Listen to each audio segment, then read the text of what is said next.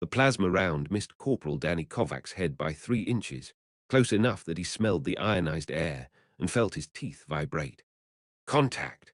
Multiple hostiles, North Ridge.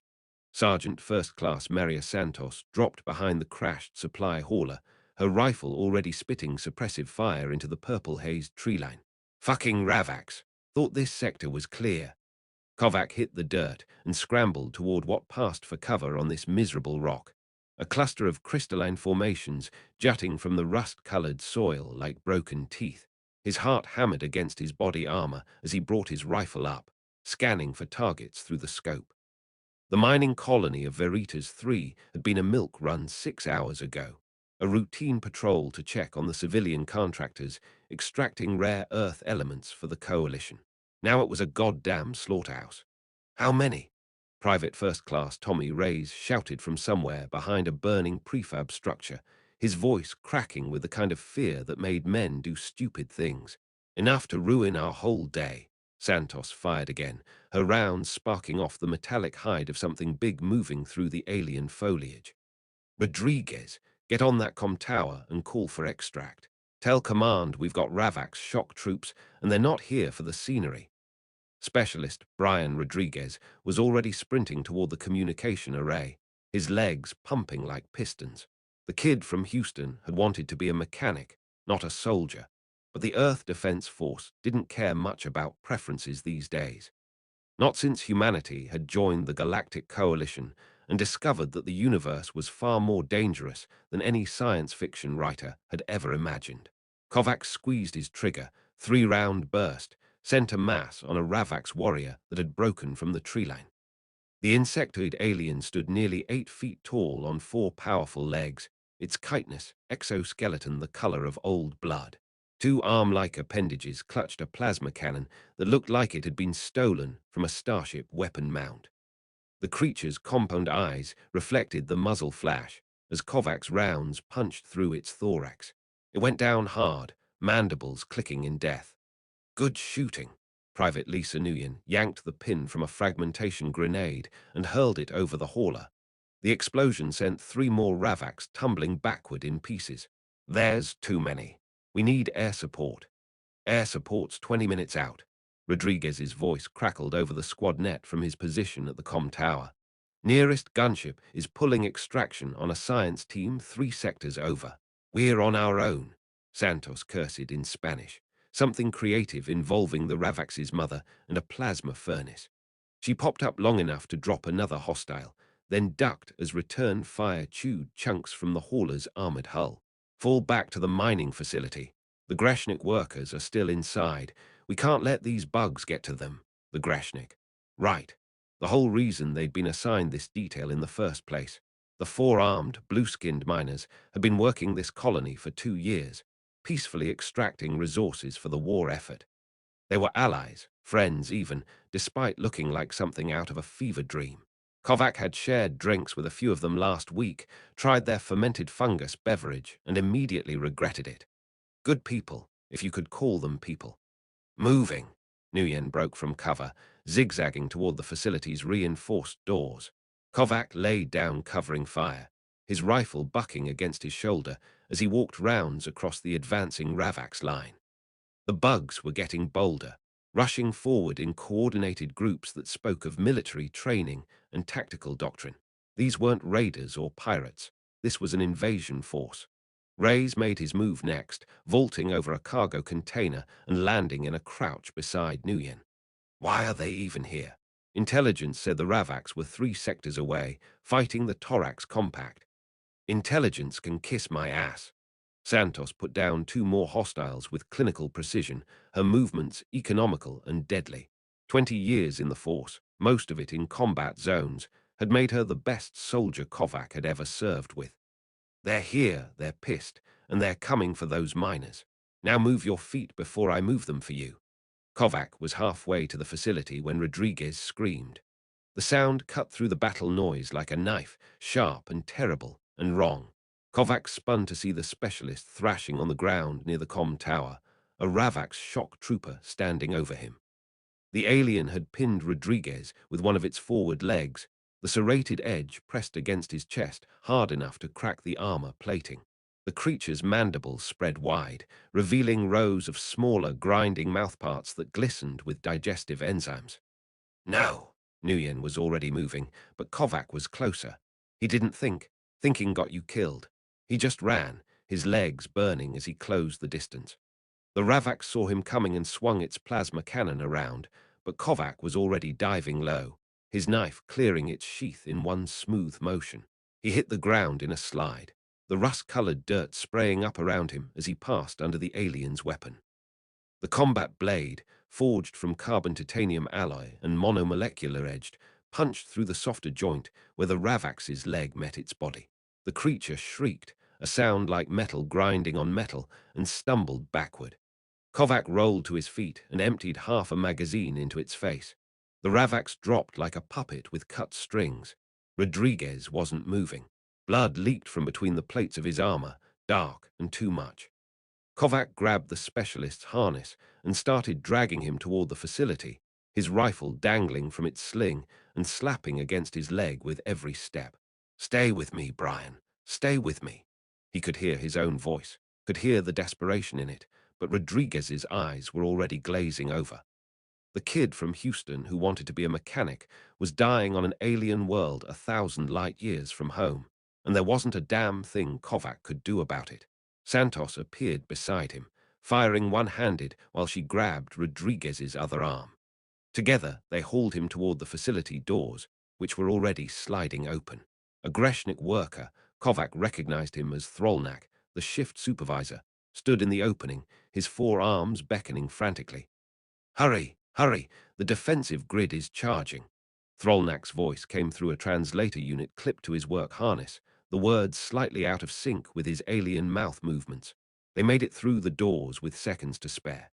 The heavy blast shields slammed shut behind them, and outside, the facility's automated defense turrets spun up with a whine that Kovac could feel in his bones. Plasma cannons mounted on the roof tracked the advancing Ravax and opened fire, turning the area around the facility into a kill zone. Inside, the main processing floor was chaos. 20 Grashnik workers huddled in groups, their blue skin pale with fear. Their large, dark eyes watched the human soldiers with a mixture of hope and terror. One of them, smaller than the others, was crying, a sound like wind through broken glass. "How bad?" Santos knelt beside Rodriguez, her hands already tearing open a medical kit. Kovac looked at the spreading pool of blood and knew the answer before he checked for a pulse. "He's gone." Santos's jaw clenched. She reached out and closed Rodriguez's eyes with surprising gentleness, then stood up. "Raise, Nguyen, secure the perimeter. Check for secondary entrances. Kovac, help me get a head count on the civilians." "They are all here," Throlnak said, his translator struggling with what might have been emotion. "All 20 of my crew. We heard the fighting and sealed the facility as protocol dictates, but the defensive grid will not hold forever. The Ravaks are persistent hunters." "How long?" Santos asked. "Perhaps 30 minutes. Perhaps less if they bring heavy weapons." Throlnak's upper arms gestured at the displays showing the exterior. More Ravaks were emerging from the forest, at least 40 of them now, with more arriving every minute. "We can reinforce the shields, but it will drain power from other systems. Life support, communications, do it," Santos said without hesitation. "Buy us time. Air support's inbound, but they need to get here first." Kovac helped Throlnak and 2 other Greshnik workers redirect power from the mining equipment. The facility was designed to withstand natural disasters and equipment failures, not a military assault, but it was built tough. The shields flickered and solidified, forming a shimmering barrier over the blast doors. "Corporal," Rays waved from a control station across the room. "Got something on the security feeds. South tunnel, the one that leads to the old mine shaft.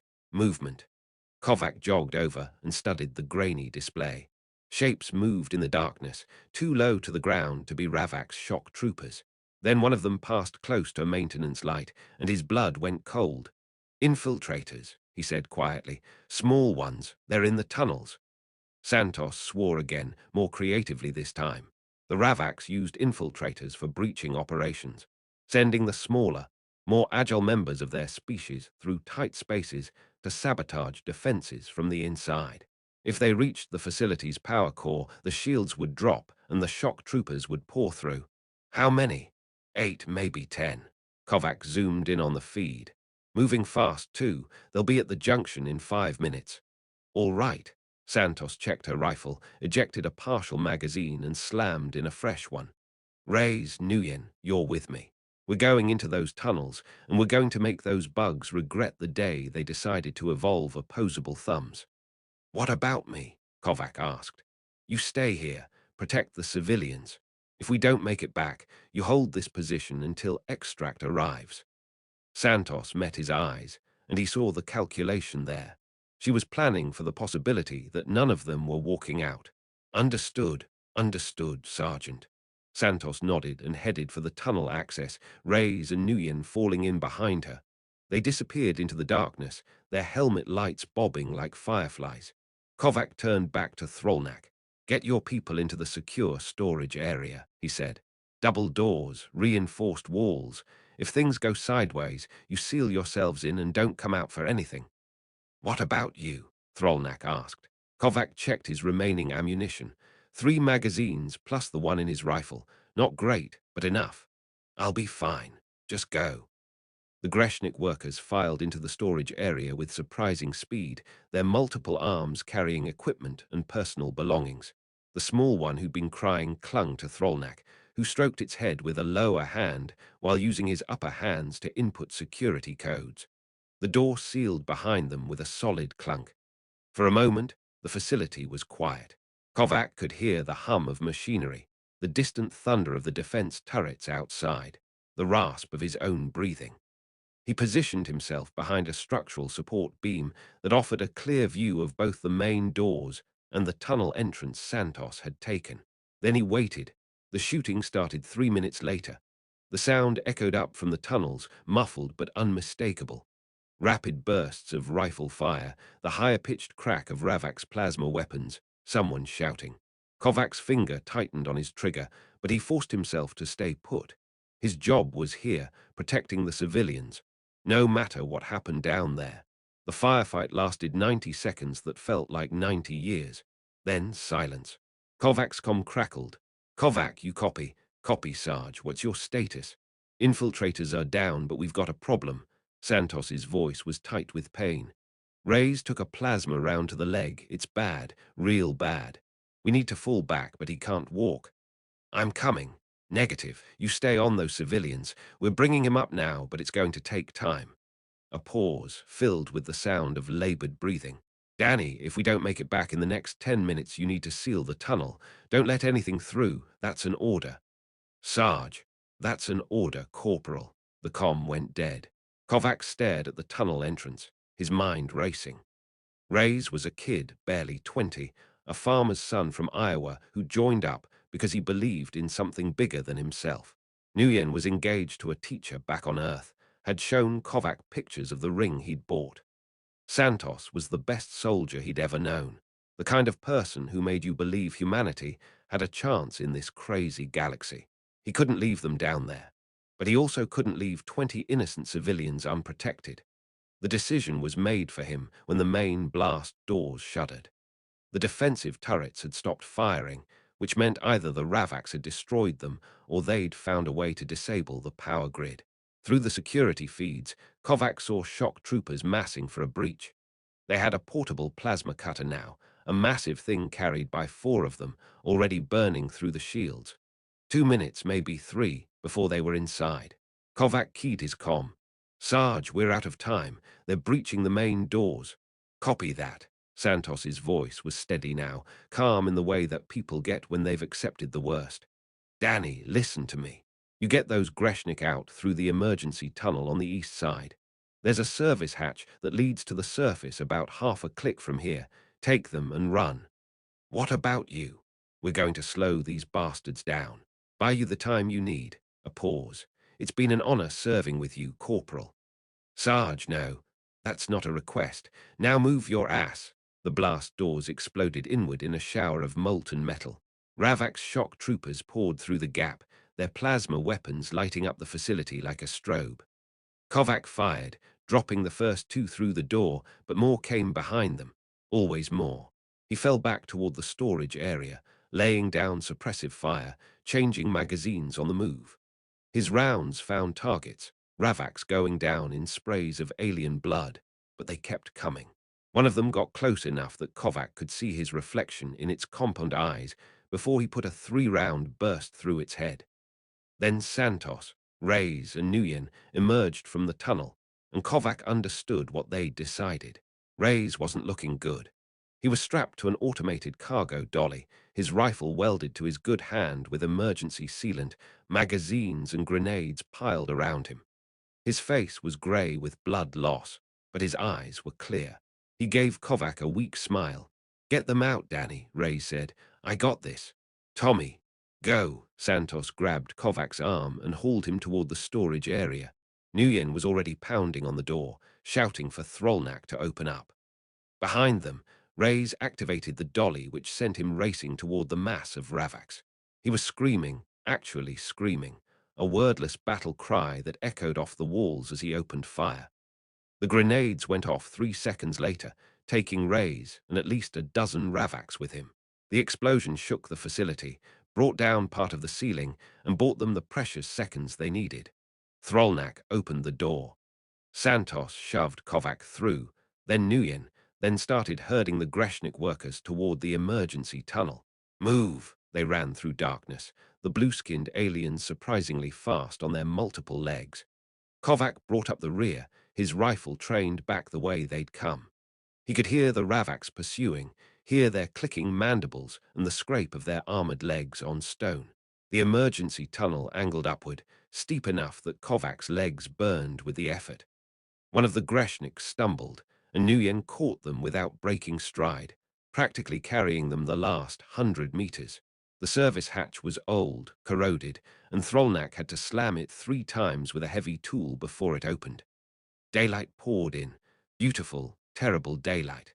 They emerged onto a rocky hillside overlooking the mining colony. Below, the facility was swarming with Ravaks. Above, Kovac could see contrails, the air support finally arriving. 2 gunships, sleek and deadly, their weapons already spinning up. "Everyone out." Santos pushed the last of the Greshnik through the hatch, then turned to Nguyen. "Get them to the extraction point, 2 clicks northeast. There's a clearing the gunships can use for pickup." "What about you, Sarge?" Nguyen asked, but Kovac already knew the answer. Santos smiled, the expression not reaching her eyes. "Someone's got to make sure those bugs don't follow. Now get moving, soldier. That's an order." She disappeared back into the tunnel before Nguyen could argue. Kovac grabbed his fellow soldier's arm. "Come on. We have to go." "But she's buying us time. Don't waste it." They ran, the Greshnik workers between them, racing across the alien landscape toward the extraction point. Kovac didn't look back when he heard the explosion, the sound of the tunnel collapsing in on itself. He couldn't. If he did, he might stop running, and then Reyes and Santos would have died for nothing. The gunships arrived like avenging angels, their rotary cannons chewing through the Ravaks ranks with ruthless efficiency. Missiles streaked down from the sky, turning shock troopers into scorch marks on the rust-colored soil. One of the gunships touched down in the clearing just long enough for everyone to scramble aboard, then lifted off in a spray of dirt and stone. Kovac strapped himself into a jump seat and watched Verita's 3 recede below them. The mining facility was a ruin now, still crawling with Ravaks but no longer defensible. The colonists who'd worked there were dead or scattered. Rodriguez was dead. Reyes was dead. Santos was dead. But 20 Greshnik miners were alive, huddled together in the gunship's cargo bay, their multiple arms wrapped around each other. Throlnak caught Kovac's eye and placed one hand over his chest, where humans kept their hearts. The gesture was universal. "Thank you." Kovac nodded and turned away before the alien could see his face. He was a soldier of the Earth Defense Force, trained to kill and survive and complete the mission. He'd done all 3 today. The fact that it felt like a defeat anyway was something he'd have to learn to live with. Nguyen sat beside him, staring at nothing. "They saved us," he said quietly. "All of us. 3 humans for 20 aliens." "Yeah," Kovac said. "Was it worth it?" Kovac thought about Rodriguez, who'd wanted to be a mechanic. About Ray's, who'd probably never even kissed the girl back home he'd talked about constantly. About Santos, who'd been 3 months from retirement and a teaching position at the Force Academy. He thought about the small Greshnik child who'd been crying and how it had stopped when they reached the gunship. Ask me in 20 years, he said. When those miners have families and grandkids, when they're telling stories about the humans who died so they could live, maybe then I'll know. The gunship banked hard, heading for the nearest carrier. Through the viewport, Kovac could see stars, countless and cold and beautiful. Somewhere out there, the war was still going. The Ravaks were still advancing. People were still dying. But today, on a miserable mining colony on a world whose name he'd probably forget, 3 soldiers had made a choice. They'd drawn a line and said, "Not here, not these people, not today." It wasn't victory. It wasn't even close. But maybe, Kovac thought as he closed his eyes and let exhaustion take him, maybe it was enough. The devil had come calling on Veritas 3, and humanity had answered. In blood, in sacrifice, in the only currency that mattered when the universe tried to grind you down. They'd answered with defiance. 3 weeks later, Kovac sat in the observation deck of the EDF carrier Yorktown, a bottle of whiskey between him and Nguyen. The cheap stuff, the kind that burned going down and tasted like regret, but it was what they had. Through the viewport, stars drifted past in their eternal dance, indifferent to the small tragedies of small creatures. Nguyen poured 2 fingers into each glass, his hands steady despite everything. He'd been quiet since Veritas 3, spending most of his time in the gym or the firing range. Working through it the only way soldiers knew how. To Rodriguez, Kovac said, raising his glass. To Brian, Nguyen echoed. They drank, the whiskey harsh and immediate. Kid never got to fix anything, just got broken instead. Kovac refilled their glasses. To Ray's, Nguyen's voice cracked slightly. Farm boy who charged into hell on a dolly because that's what needed doing. They drank again. The silence between them was comfortable, born of shared experience and shared loss. Outside, a patrol frigate cruised past, its running lights blinking in the darkness. You think they knew? Nguyen asked quietly. At the end, I mean. You think they knew it mattered? Kovac thought about the Greshnik workers, safe now on a coalition world, reunited with their families. He thought about Throlnak, who'd sent a message thanking them, saying the Greshnik Council was commissioning a memorial. 3 human names carved in stone on an alien world, a promise that they wouldn't be forgotten. Yeah, Kovac said. I think they knew. They sat in silence, finishing the bottle as the stars wheeled past. Tomorrow they'd get new orders, new missions, new chances to die on worlds they'd never heard of for reasons that seemed to change with every briefing. The war would grind on, indifferent and eternal. But tonight, 2 soldiers remembered 3 others who'd stood when it counted, who'd made the hard choice and paid the full price, who'd proven that humanity's greatest weapon wasn't technology or tactics. It was the stubborn, blood-minded refusal to let the darkness win. Kovac raised his empty glass one last time. Until Valhalla. Until Valhalla, Nguyen repeated, and in the cold light of distant suns, their words hung like a promise, like a prayer, like the only thing worth believing in when the universe demanded everything and gave nothing back. They'd lost brothers. They'd lost friends. They'd lost pieces of themselves that would never grow back. But the Greshnik lived, the mission succeeded, the line held, and that, in the end, was all that mattered.